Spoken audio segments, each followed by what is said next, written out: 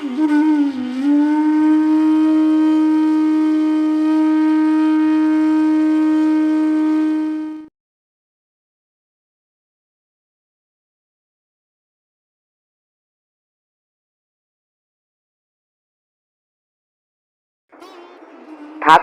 નામ હવે સાંડિલ્ય ઋષિ ન પાડે, કારણ એ નંદ બાવાના કુળના નહોતા.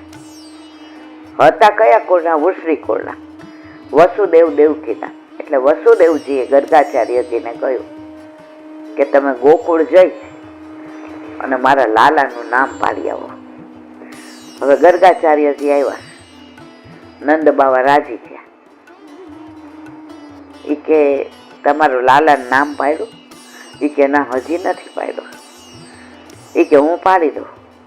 એ કે અમારે તો આનંદ થઈ ગયો, આટલા મોટા ઋષિ અમારા પુત્રનું નામ પાડે એમ કે.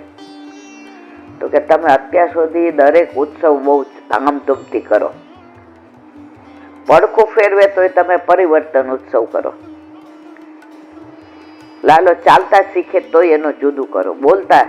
પણ આ તમારે ખાનગી રાખવાનું છે, કોઈને કહેવાનું નથી. એ કે આપ જેમ કહો એમ. કે બોલો ક્યાં તૈયારી કરાવીએ? તો કે ખીરકમાં. તો એ ભગવતે એવું બોલ્યા કે આપણા બાળક 5 વર્ષનું થાય ને, જો પેલાની વાત છે, અત્યારની વાત નથી. પેલા તો દરેકના ઘરે ગાય હતી, કોઈ ઘર ગાય વિના બાકી નહોતું. એટલે પેલા તમે જો આટલી મારામારી, આટલો ગુસ્સો, એક પાર્કિંગ ઘર પાસે થયું હોય તો એકબીજાને રેસી નાખવાના.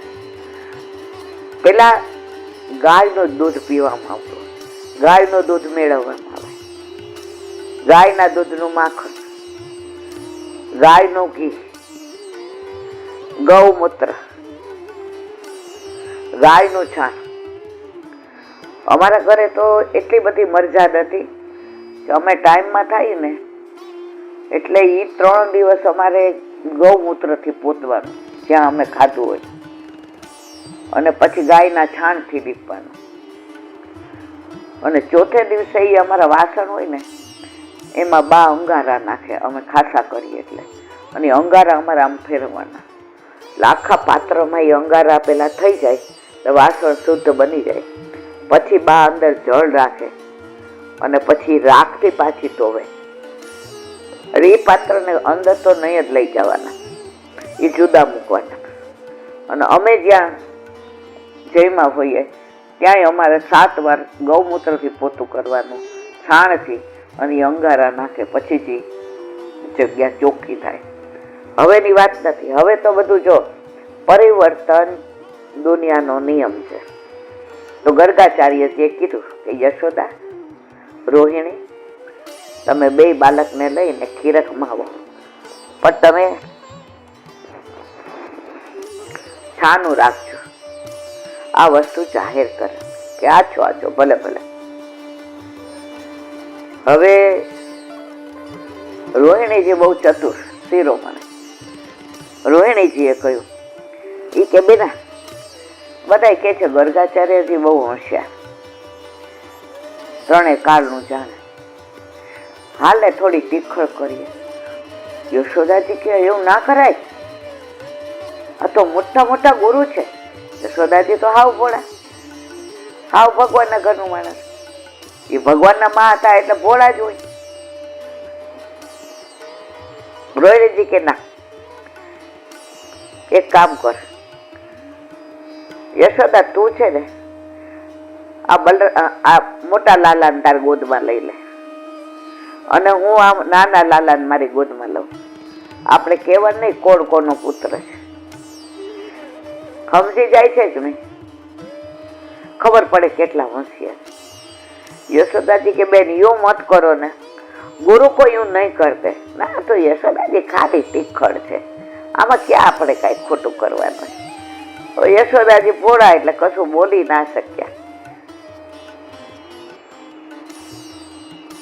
દાવને લીધા એમના ગોદમાં અને લાલાને લીધા રોહિણીજી, 2 આવ્યા. ગર્ગાચાર્યજી કીધું બેસો. 2 બેઠા. હવે યશોદાજીની ગોદમાં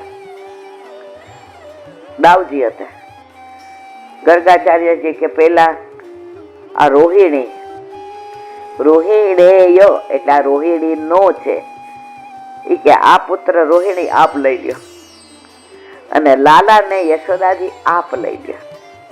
યશોદાજી મંદ મંદ મુસ્કાયા. કોની સામે? રોહિણીજી સામે. એ કે જો તમે કહેતા હતા ને, પણ આ તો મોટા ગુરુ છે. રોહિણીજી હૈસા. પછી નામકરણ થયું એનું તો બધા જાણો છે, એટલે હું આગળ નથી કહેતી કે બલરામ પાડ્યા, રામ પાડ્યા, શંકરસણ પાડ્યા, કારણ કે આ કરષણ કર્યા હતા દેવકીના ગર્ભમાંથી અને રોહિણીજીના ગર્ભમાં પધરાવ્યા હતા, એટલે શંકરસણ પાડ્યા. ઠાકોરજીના નામની તો વાત આવી ત્યારે ગર્ગાચાર્ય કહ્યું કે આને તો દર યુગમાં વર્ણ પ્રમાણે નામ પડ્યા છે. સફેદ વર્ણ હોય તો એવું, પિત્ત વર્ણ હોય તો એવું, રક્ત વર્ણ હોય તો એવું. આ શ્યામ વર્ણ છે એટલે એનું નામ કૃષ્ણ. આનામાં બધા લક્ષણ નારાયણ જેવા છે. એટલે ઠાકોરજી આમ પડખું ફરીને જોયું, એ ભાઈ ગર્ગાચાર્યજી તેરા પડો, આ બધા માટે નથી બોલાવ્યા. મથુરાથી અહીં આવ્યો છું ને, મારે ઐશ્વર્ય, વીર, યશ, શ્રી, જ્ઞાન, વૈરાગ્ય સિવાયની લીલા કરવાની.